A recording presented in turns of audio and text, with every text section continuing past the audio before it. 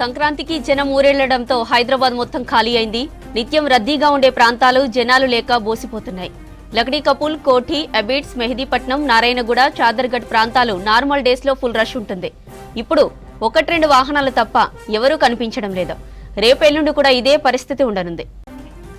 రైట్గా ఇదే విషయానికి సంబంధించిన మరిన్ని డీటెయిల్స్ హరిత అందిస్తారు. హరిత, ఓవర్ టు యు.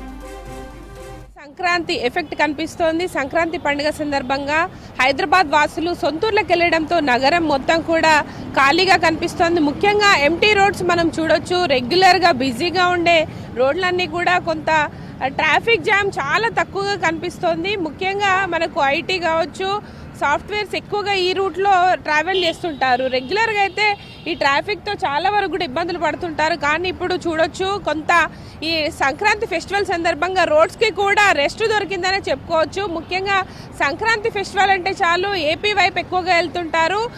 గత 4-5 రోజుల క్రితం నుంచి కూడా మనకు బస్ స్టాండ్స్ కావచ్చు, రైల్వే స్టేషన్స్ ఫుల్ క్రౌడ్తో కనిపించాయి. ఇటు మనకు విజయవాడ హైవే కూడా బంపర్ టు బంపర్ ట్రాఫిక్ కనిపించింది. చాలా వరకు కూడా సొంత ఊర్లోకి వెళ్ళడంతో